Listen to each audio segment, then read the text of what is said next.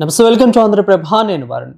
అశ్వురెడ్డి వివాదము రోజుకో తరలేపుతా ఉంది. అశ్వురెడ్డి తన భర్తని ఎందుకు అన్నామంటే తనని పెళ్లి చేసుకుంటాము, అదేవిధంగా తనతో ఉంటాను అంటూ కూడా తను మోసగించిందంటూ ఒక ఎన్ఆర్ఐ యూఎస్లో ఉన్న ఒక ఎన్ఆర్ఐ ధర్మేంద్ర అనే వ్యక్తి బయటకు వచ్చి తన దగ్గర దాదాపు 9,25,00,000 రూపాయల వరకు కూడా ఖర్చు చేసింది. ఫ్లాట్లు కొనింది, కార్లు కొనింది, విలాసవంతమైన కార్లు కొనింది, అదేవిధంగా డైమండ్స్ కానీ మిగిలిన అన్ని కూడా తన దగ్గర దోచుకుందంటూ కూడా తన భర్త చెప్తున్నారు. అసలు అశ్వురెడ్డి వివాదం ఏంటి?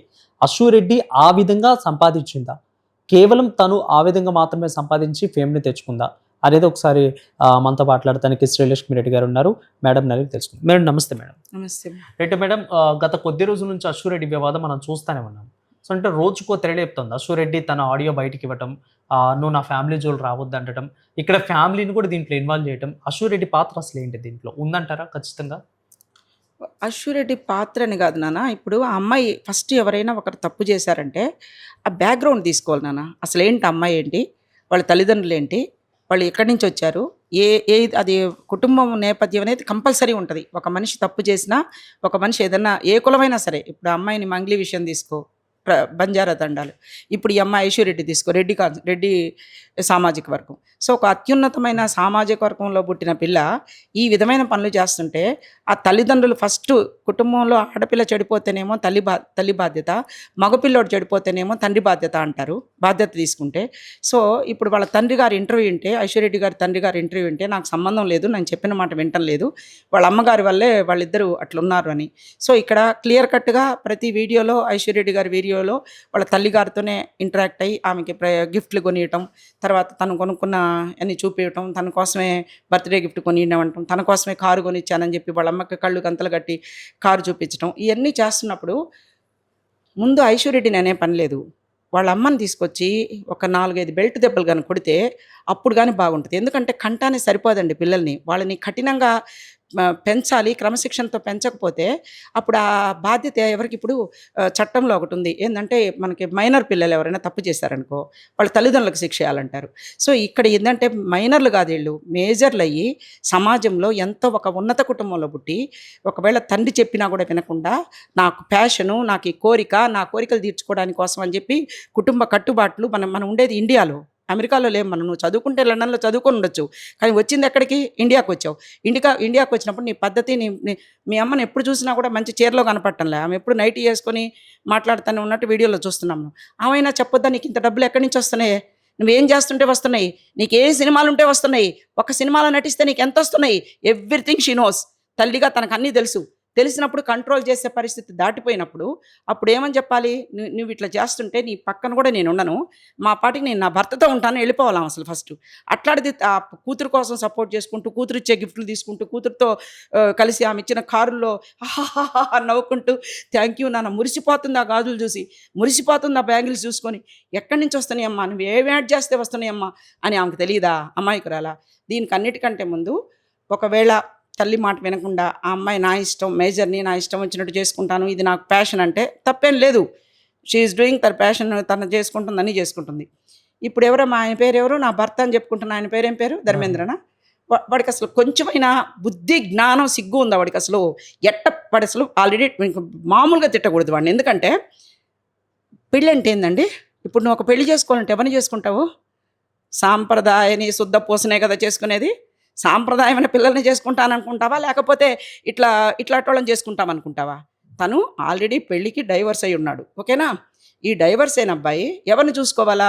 పెళ్లి సంబంధాలు చూసుకోవాలంటే నువ్వు ఇప్పుడు మా పిల్లలందరూ అమెరికాలోనే ఉన్నారు, మా అన్నయ్య కొడుకు కూతురు అందరూ అమెరికాలో ఉన్నారు. ఇప్పుడు మా అన్నయ్య కూతురికి మనవరాలకి పెళ్లి సంబంధాలు చూస్తున్నాం. మాకు చెప్పారు, ఒక మంచి సాంప్రదాయమైన కుటుంబంలో పిల్లగాడిని చూడండి అమ్మా, అమెరికాలో సెటిల్ అయి ఉంటే ఇక్కడి నుంచి పోయి అందరూ అమెరికాలో సెటిల్ అవుతున్నారుగా, మంచి పద్ధతి అయిన కుటుంబం చూడండి అని అనుకుంటాం. నువ్వు సరే, నీ పర్సనల్స్ మాకు తెలియదు, నీ మొదటి భార్యతో డైవర్స్ నువ్వు, అప్పుడు తర్వాత డైవర్స్ అయిపోయినప్పుడు నీకు ఆల్రెడీ కుటుంబంలో ఒక బాధ, ఒక భార్య వెళ్ళిపోయిన బాధో, లేకపోతే నువ్వు ఆ భార్య మంచిదో కాదో మనకు తెలియదు, ఎందుకో డైవర్స్ తీసుకున్నావు. తీసుకున్నప్పుడు ఎటువంటి ఆమెను చేసుకోవాలా? ఎటువంటి ఆమెను పెళ్లి చేసుకోవాలి? నువ్వు పద్ధతి అయిన పిల్లనే కదా. రామ్ గోపాల్ వర్మ దాన్ని కాలు పట్టుకొని నాకుతున్న దాన్ని చేసుకుంటావా నువ్వు పెళ్ళి? అది కావాలనా నీకు? అది కావాలనా? తల తిరిగిపోతుంది రెడ్డి కుటుంబంలో ఇటువంటి దౌర్భాగ్యాలను ఉంది అని అనుకోవడానికి.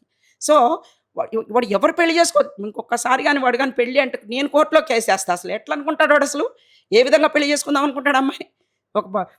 వాడు ఏ కులమో ఏ మతం నాకు తెలియదు కానీ ఒక పెళ్లి చేసుకుందామంటే ఒక పద్ధతిగా బిడ్డల్ని కానీ సంసారపక్షంగా ఉండి ఆ పిల్లల్ని పెద్ద చేసి ఆ కుటుంబాన్ని ఉన్నత స్థితిలో తీసుకొచ్చేదాన్ని పెళ్ళి అంటారా? పెళ్ళి అంటే ఇట్లా పరాయోడు కాళ్ళు నాకిన దాన్ని, పరాయోళ్ళతో క్లబ్బుల్లో తిరుగుతున్న దాన్ని కాదు పెళ్లి చేసుకోవాల్సింది నువ్వు. ఏ విధంగా పెట్టుబడి పెట్టావు దీంట్లో? పెళ్ళి అనే మాట మాట్లాడబాకండి మీరు. వాడేం అమాయకుడు కాదు, ఆల్రెడీ డైవర్సీ. అతను ఈ అమ్మాయిని వాడుకుందామనే చూసుకున్నాడు. ఏదో డబ్బులు పంపించుకుంటున్నాడు. గిఫ్ట్లు ఇస్తారు కదయ్యా మీరు. వాడుకుందాం చూసుకున్నట్లయితే 9,20,00,000 ఇస్తా చెప్పేదండి. వాడుకోకుండా పెళ్ళని ఎక్కడ ఉంది అగ్రిమెంట్ రాసుకున్నారు వాళ్ళు? ఏమన్నా పెళ్లి చేసుకుంటానే ఉండు కాదు, 1,00,000 అనుకుంటారయ్యా. ఆ పిల్ల 1,00,000 చెప్పొద్ది. ఆ పిల్ల ప్యాషను, తిరగడం ప్యాషను, సంపాదించుకోవడం ప్యాషను, అలంకరించుకోవడం ప్యాషన్, దాని ప్రొఫెషన్ అది. నీకు ఆ మాత్రం తెలియటం లేదా? పెళ్లి చేసుకునేది అయితే ఎప్పుడో పెళ్లి, తండ్రి మాటని ఎప్పుడో పెళ్లి చేసుకునేది కదా. ఇట్లా ఈ పనులు చేస్తా తిరుగుతూ ఉంటుంది ఆ పిల్ల. ఆ పిల్ల బ్యాక్గ్రౌండ్ చూసుకోవా? నువ్వు పెళ్లి చేసుకునే పిల్ల అది ఎట్టిస్తావు?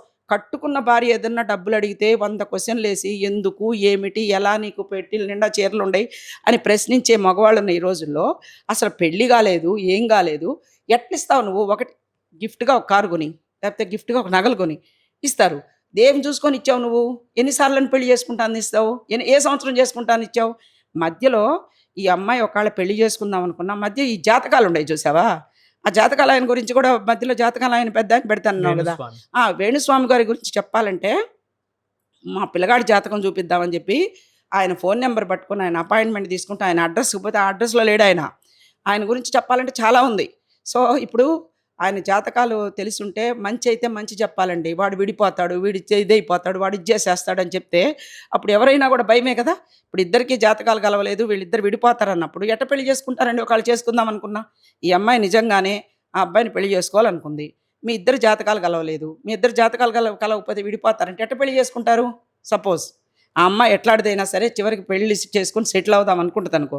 ఈ మధ్యలో జాతకాలు ఒకటి తగలబడ్డాడు కదా, చూపిస్తున్నారు కదా, పూజలన్నీ చేయించి ఆమెను కామాఖ్య తీసుకోబోయి కామాఖ్యలో కళ్ళు తిరిగిపోతే మైండ్ తలంతా ఆపరేషన్ బొచ్చంత గొరిగిచ్చేసేసి తలంతా ఆపరేషన్ అయిపోయింది, నేను బతకతానో లేదో అనుకున్నాను అని ఆమె ఇంటర్వ్యూలన్నీ చూస్తున్నారు లేదు ఐశ్వర్యరెడ్డిది.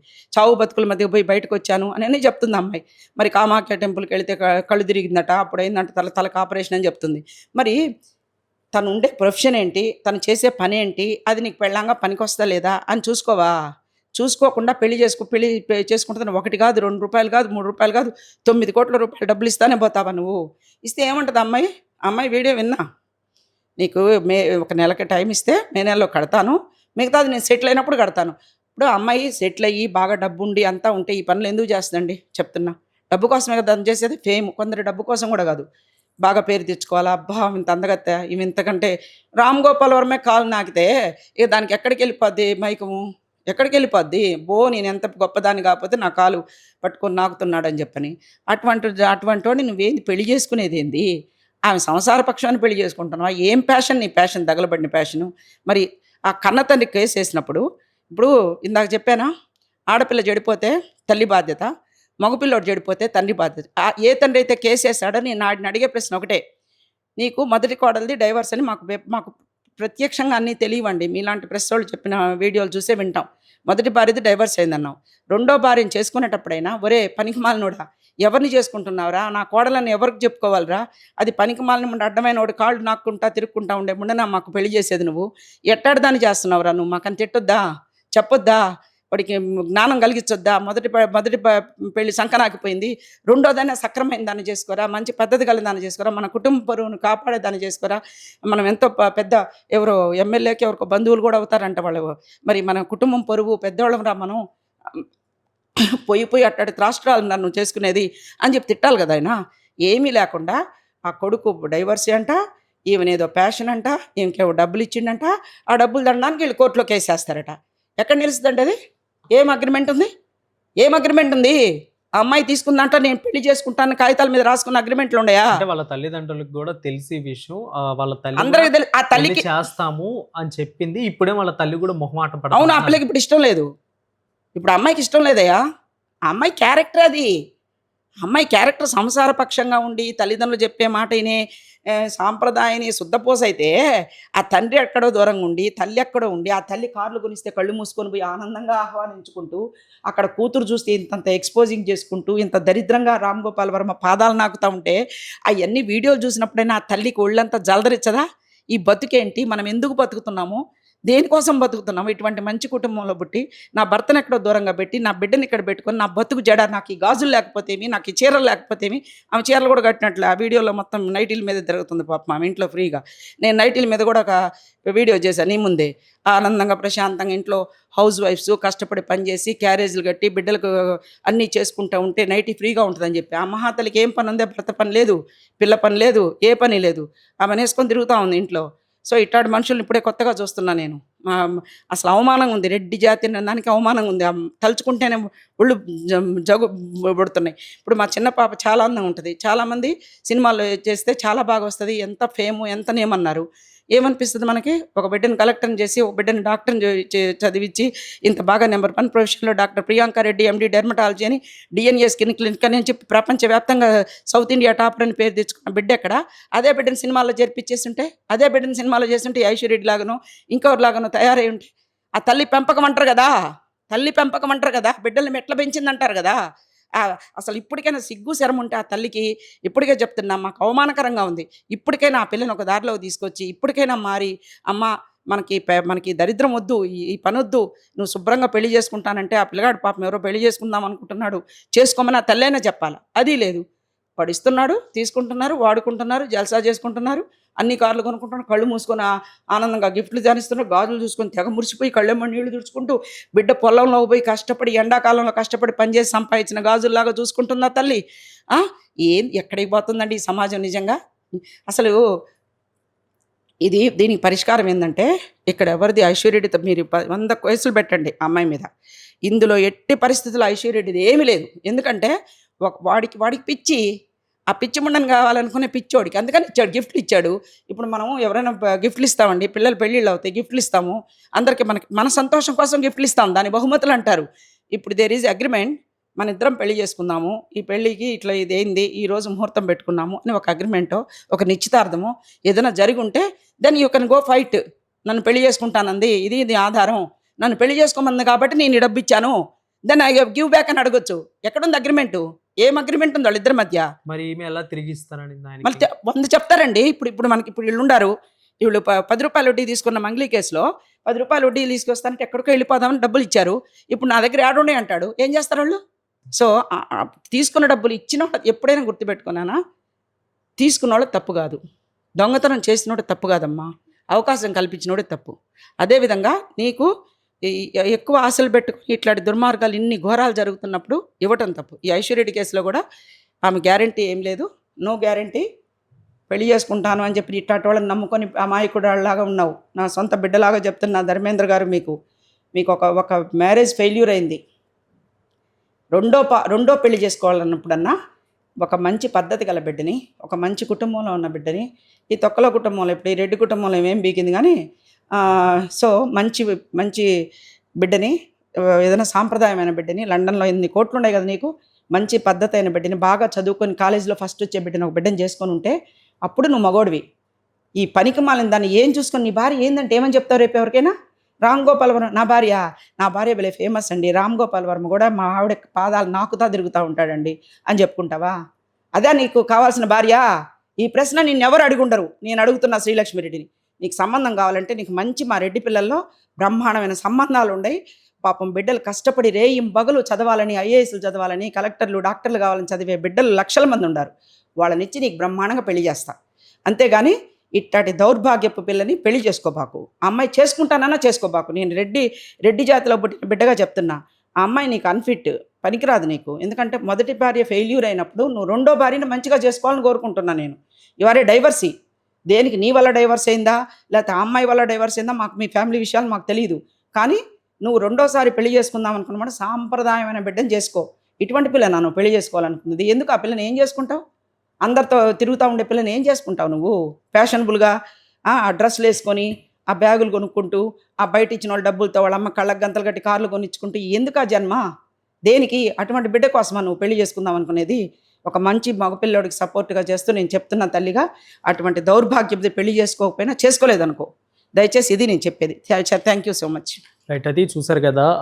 ఖచ్చితంగా అశ్వరెడ్డి విషయంలో ధర్మేంద్ర మంచిగా ఉండు, అశ్వరెడ్డిని చేసుకోవద్దు. ఒకవేళ మీకు అందరికి ఇష్టమైతే కానీ అక్కడ ఏం జరిగిందో, వాట్ ఈస్ వాట్, ఎందుకు నువ్వు డబ్బు పెట్టావు, నీ గిఫ్ట్ పూర్వకంగా పెట్టావా, అశ్వరెడ్డి నిన్ను పెళ్లి చేసుకుంటుందని పెట్టావా, అసలు ఏం జరిగిందో తెలుసుకొని మీ ఇద్దరు కూడా మూవ్ ఆన్ అవ్వండి. తల్లిదండ్రుల పెంపకము చాలా చాలా ఇంపార్టెంట్ అంటూ కూడా ఇక్కడ మనతో శ్రీలక్ష్మి రెడ్డి గారు చెప్తున్నారు.